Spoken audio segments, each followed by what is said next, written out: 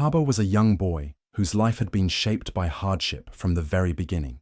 In the quiet, sun-scorched village of Tumbeka, where the roads were made of red dust and hope was a rare luxury, Carbo stood out, not because of wealth or strength, but because of his gentle heart. He was only 19, yet his eyes carried the weight of a man twice his age. His father had died suddenly in a tragic farming accident, leaving behind nothing but broken tools and an old cracked wooden stool. Since then, Carbo had become the only pillar holding up his tiny household. His mother, once full of life and laughter, had grown weak from an illness no one could explain. She lay in a bamboo bed, coughing endlessly, her eyes dim but always watching her son with pride and pain. Every morning before the first rooster crowed, Carbo would rise and head to the riverside. There, he worked tirelessly, lifting heavy baskets for strangers, helping travelers load goods, and doing any task that would earn him a few copper coins. On most days, all he earned was enough to buy a small bowl of millet and a handful of clean water.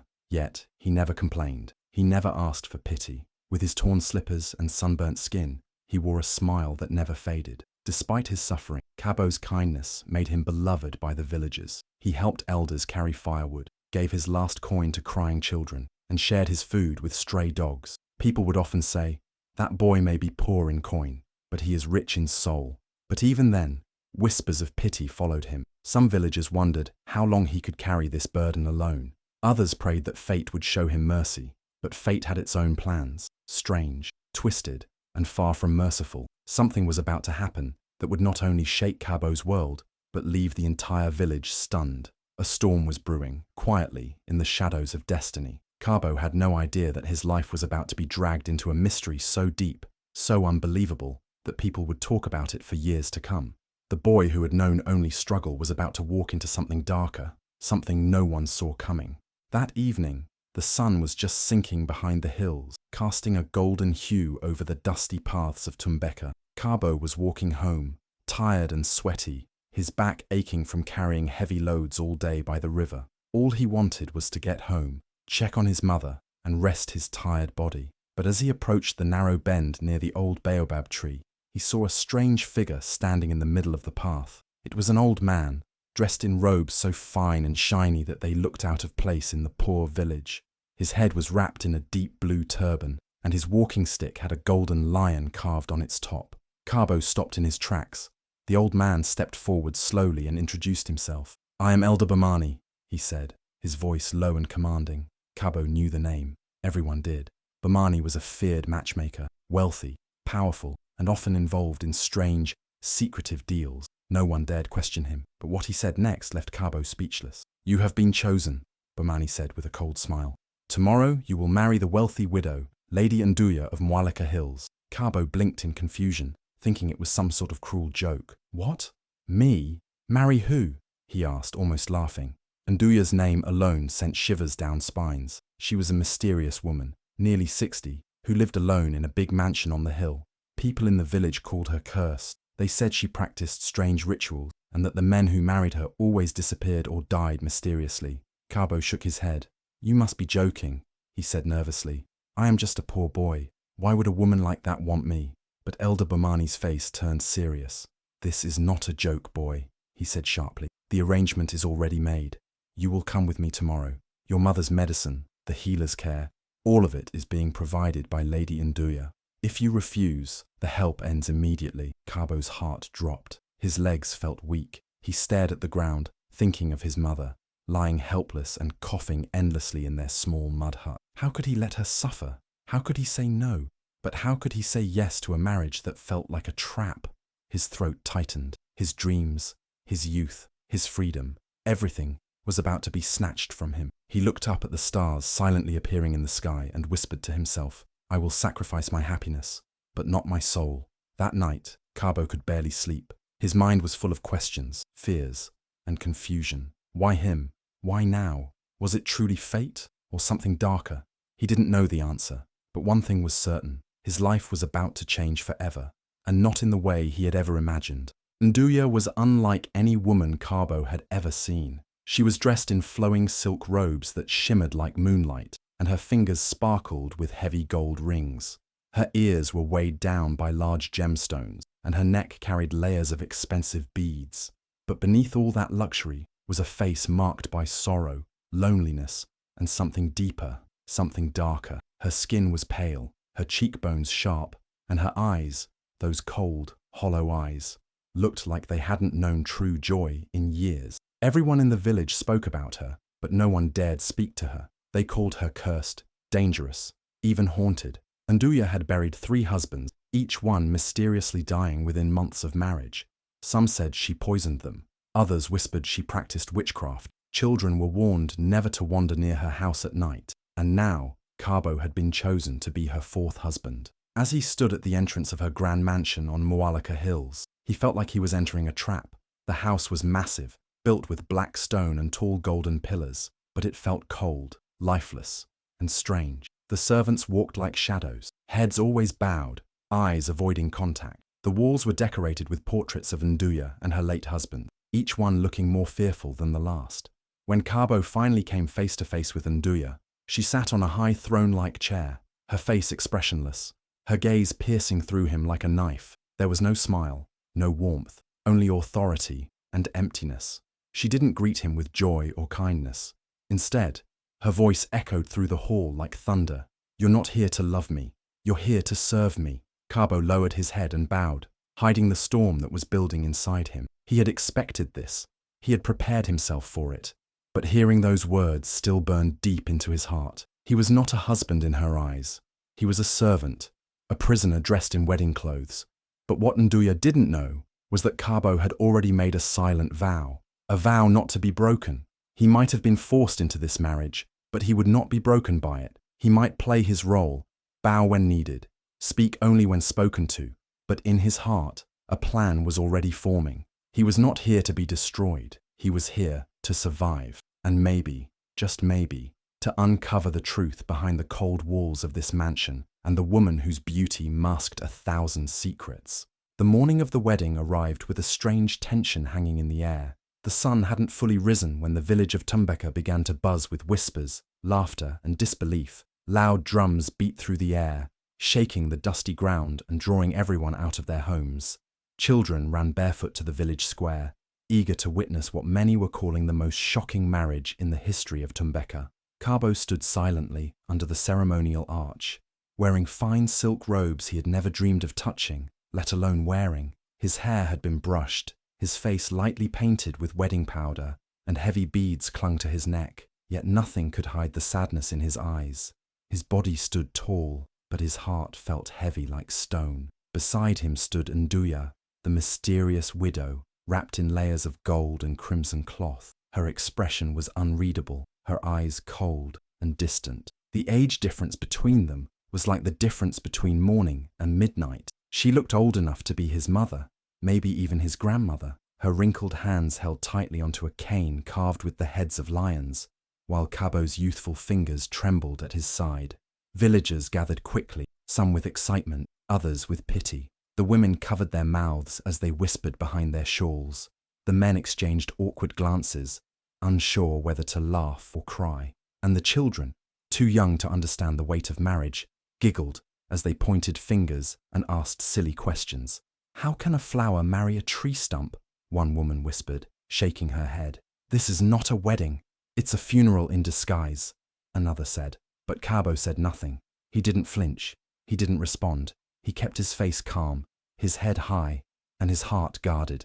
Because deep inside, he carried a secret, something he had discovered just days before the wedding. A truth so shocking, so powerful, that it changed everything for him. He hadn't told anyone, not even his closest friend, not even his mother. He had buried the truth in his heart like a seed, waiting for the right moment to let it grow. As the elder began the marriage chants and the drums grew louder, Carbo's mind was racing. The words of the ceremony echoed around him, but he barely heard them. He was thinking about the strange conversation he had overheard in the corner of Nduya's mansion, about the locked room behind the silk curtain, about the letters he found hidden under a wooden floor tile, about the connection Nduya had with Elder Bomani, and something even darker, something far beyond marriage. But he stayed calm. He smiled faintly when required. He bowed when the elder asked. And when the final blessing was spoken and the village clapped in awkward celebration, Carbo took Nduya's hand and walked beside her with quiet dignity. Everyone thought he was a poor boy forced into a strange marriage.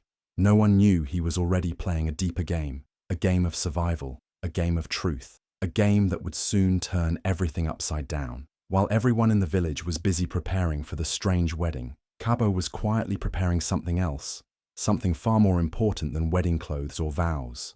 Days before the ceremony, while cleaning his mother's old hut, Carbo had stumbled upon something hidden beneath a broken wooden box, an old, dusty scroll wrapped in faded animal skin.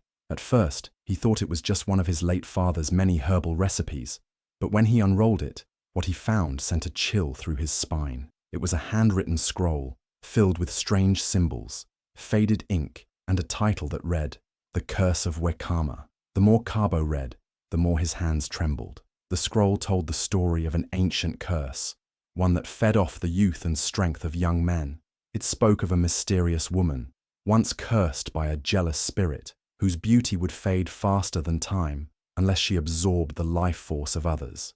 Each time she married a young man, she would grow stronger while her husband grew weaker, until death claimed him. As Carbo continued reading, he connected the dots. It all made sense. Nduya had married 3 young men, and all had died mysteriously within months. Their bodies grew frail, their eyes dim, and their hearts simply stopped. The villagers called her cursed, but no one knew the truth. She wasn't cursed by choice.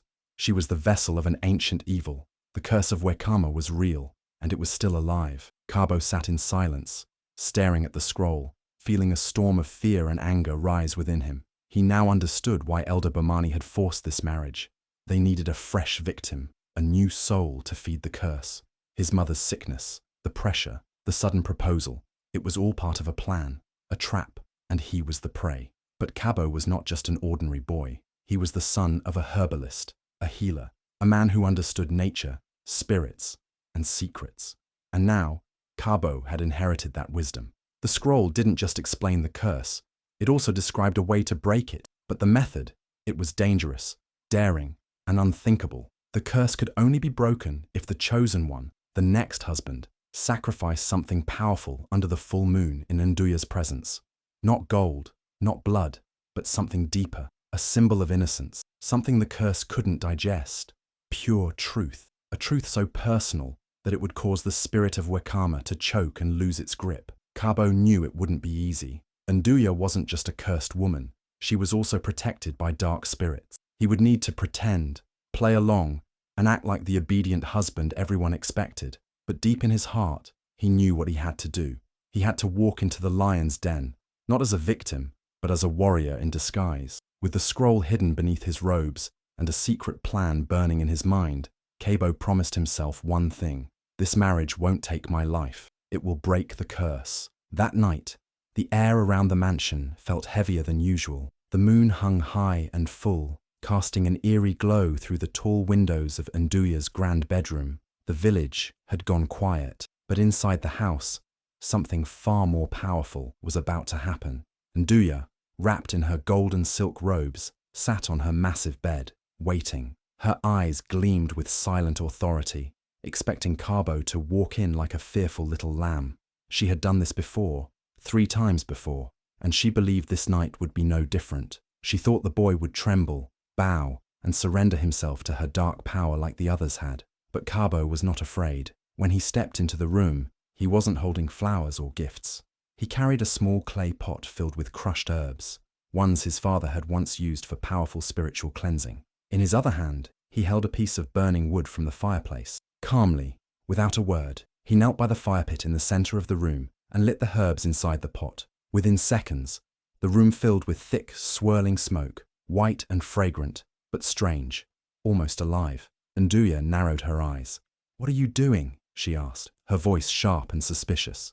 Carbo looked up, eyes steady, heart fearless. "Freeing you, and freeing myself," he replied. Before she could react, he began to chant. The words weren't loud, but they echoed through the walls. They were the same words his father had written at the end of the scroll, the words meant to weaken the curse's grip. The smoke thickened, rising like a storm around the bed. Nduya suddenly clutched her chest, gasping for air. Her body began to shake, and she let out a deep, terrifying scream. Her voice was no longer that of a woman, It sounded like something ancient and monstrous. Carbo didn't stop. He threw another handful of herbs into the fire, and the smoke turned darker, swirling faster. Nduya's hands clawed at her skin as her body twisted in agony. Her silk robes tore, and underneath, something horrifying began to appear. Black lines cracking across her skin like lightning. Right over her heart, a deep, scarred mark surfaced. The cursed symbol of Wekama. It glowed faintly in the smoke, pulsing like a second heartbeat. Carbo stepped closer, reaching into the pouch tied around his waist. From it, he pulled out something wrapped in leather, a small glowing stone with a single red eye etched at the center. It was the Eye of Tumbari, a rare talisman his father had once hidden away, the only object powerful enough to dissolve ancient spirits. Carbo had kept it secret for years, not knowing it would one day save his life. As he pressed the talisman gently against the cursed mark, Nduya let out one final scream. Her eyes rolled back, her body went limp, and she collapsed to the floor, unconscious. The smoke faded slowly, and silence filled the room. Carbo stood over her, breathing heavily, heart racing, but soul victorious. He had done it, not just for himself, but for every soul the curse had stolen. And this was just the beginning. The morning light crept gently through the tall curtains, casting a soft glow across the grand room. Nduya stirred slowly on the cold floor where she had collapsed. Her body ached, her limbs felt heavier, and her breath was shallow. She touched her face and froze. Her fingers trembled as they moved across her skin. The softness she had once stolen was gone. Her cheeks, once smooth and youthful, now sagged with the weight of her true age. Her hands, once graceful and firm, were now wrinkled, frail, and shaky. She crawled slowly to the tall mirror at the corner of the room, and when she saw her reflection, a loud gasp escaped her lips. The woman staring back was no longer the young, radiant Nduya she had forced herself to appear as. It was her real self, the woman buried behind layers of stolen youth. Her once tight skin now drooped. Her hair, which had been mysteriously dark just the day before, now revealed patches of grey. The curse was truly broken, and all the youth she had taken over the years had vanished in a single night. Tears streamed down her face, not from pain, but from shame and guilt. She remembered the faces of the young men she had married before, those who had slowly grown sick and died, their lives drained so hers could be extended. She remembered the looks in their eyes, the fear, the confusion, the quiet suffering. They had trusted her, and she had used them like tools. Her heart, once hardened by greed and bitterness, now felt the weight of regret she could no longer carry. Suddenly the door creaked open, and Carbo stepped in quietly. He didn't look at her with anger. He didn't gloat.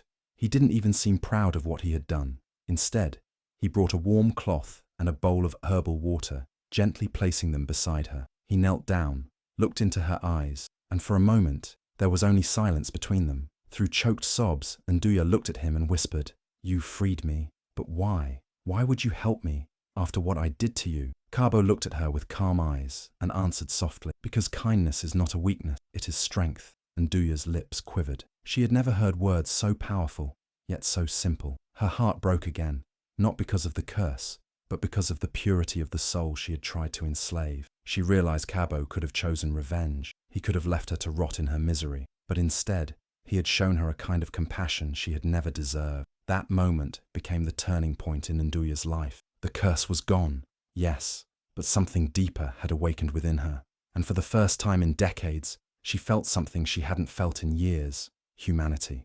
Just as the morning sun bathed the village in golden light, a loud commotion echoed through the hills of Mwalaka. Elder Bomani stormed into Nduya's mansion, his eyes wide with rage and panic. He had sensed it. The curse had been broken, and with it, his hold over Nduya had shattered. His power, once strong and feared across the village, was now crumbling like dust. He pointed his trembling finger at Carbo, his voice filled with fury. "You fool! Do you know what you've done?" Carbo stood tall, holding the talisman close to his chest. His eyes didn't flinch. His spirit didn't shake. "I freed her," he said firmly. "I freed her from your evil." Bomani's hands began to tremble with dark energy, trying to summon the last of his fading power.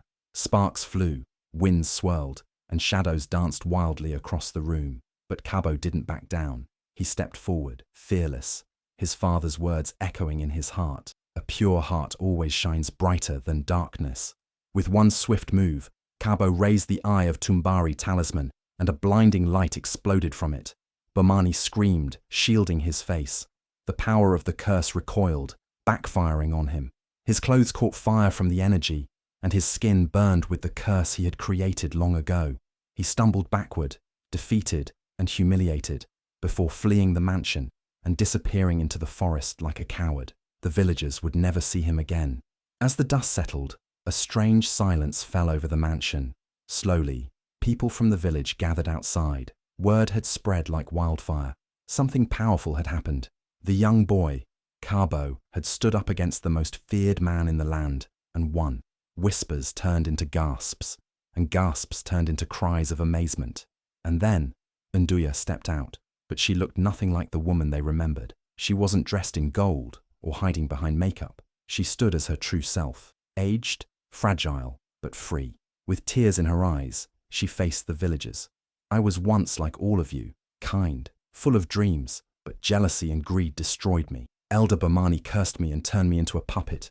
I lost myself, and I hurt many people. The crowd was silent. Many couldn't believe it. Some wept. Some nodded in understanding. But one thing was clear. Truth had finally come out.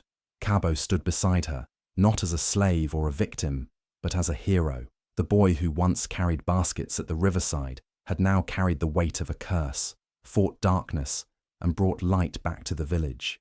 The story of Nduya's curse and Carbo's bravery would be passed on for generations. But more than that, it reminded everyone in Tumbeka of a powerful lesson. No matter how deep the darkness, one spark of courage can change everything.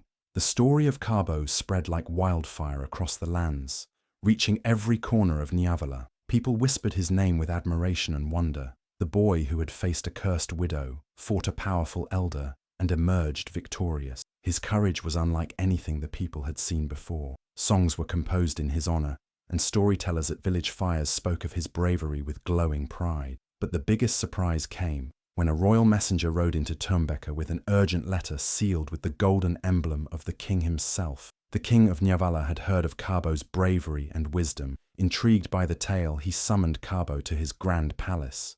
At first, Carbo couldn't believe it. He, a poor village boy who once carried baskets for a living, now invited to stand before a king. But it was true. He traveled to the capital, his heart pounding with nerves and excitement. When Carbo stepped into the palace, the king rose from his throne with a warm smile. "A boy with such courage deserves more than just praise," he said. "You have not only freed a cursed woman, but saved an entire village from darkness. You showed wisdom beyond your age and strength beyond your size." The king offered Carbo a special position, a place of honor, as the chief healer of Nyavala. He was given the royal herbalist's robe, a title passed down only to the most trusted and respected protectors of the land's health and spirit. Carbo bowed deeply, overwhelmed with gratitude. Soon, Carbo's life transformed completely. He was given a beautiful home near the royal palace, filled with everything he and his mother could ever need. Skilled doctors were sent to treat his mother's illness, and within weeks, she was back on her feet, smiling again, her eyes full of pride and tears of joy. For the first time in years, Carbo saw her laugh. As for Nduya, the woman whose name once brought fear to the village, she changed too. The curse was gone, and so was her arrogance. Her wealth meant nothing to her anymore. She refused luxury and chose to live a quiet life in the village. She moved into a small hut near the temple, where she spent her days helping the poor and praying for peace. Villagers who once feared her now saw a different side, humble, soft-spoken, and full of regret. Some avoided her still, unable to forget the past. But others, especially the young women she now mentored, began to understand that people can change when truth and kindness touch their hearts. And it was all because of one boy's courage. Carbo, once looked down upon as a poor boy with nothing, had risen beyond what anyone could imagine. Not through revenge or hatred, but through wisdom, kindness, and the belief that even in the darkest corners, light can still shine. Years passed, and the village of Tumbeka continued to grow in peace. But one day, a frail, hunched old man limped into the village square. His clothes were torn, his eyes hollow, and his body so weak that children ran away in fear. No one recognized him, but he once held great power. It was Elder Bomani. His downfall had come slowly, like a shadow creeping in after sunset.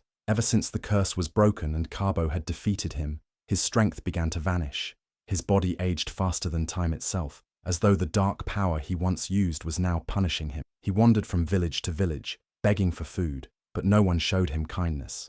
The same man who once threatened others with fear was now invisible to the world. No one knew who he was anymore, and no one cared. One cold morning, his lifeless body was found under a tree at the edge of Tumbeka, the same tree where he had once stood tall, cursing Nduya for his own selfish gain. Karma had returned, and this time, no one came to save him. Meanwhile, Carbo's life was a completely different story. Though he lived in a grand home near the palace and held a powerful position as chief healer, he never let pride enter his heart. He often returned to Tumbeka, walking through the same narrow paths where he used to carry baskets as a boy.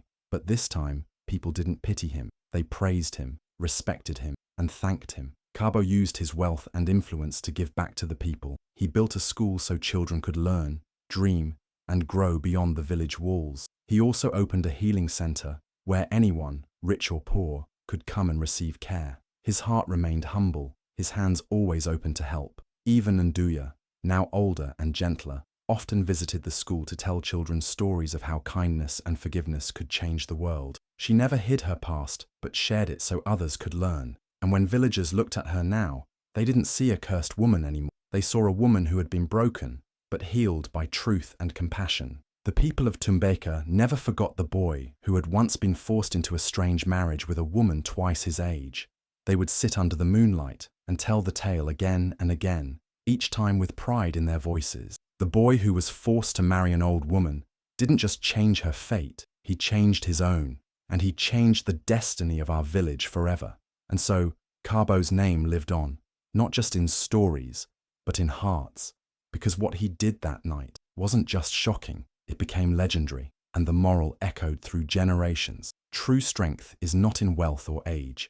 It is in wisdom, in courage, and in a kind heart that dares to do what others fear.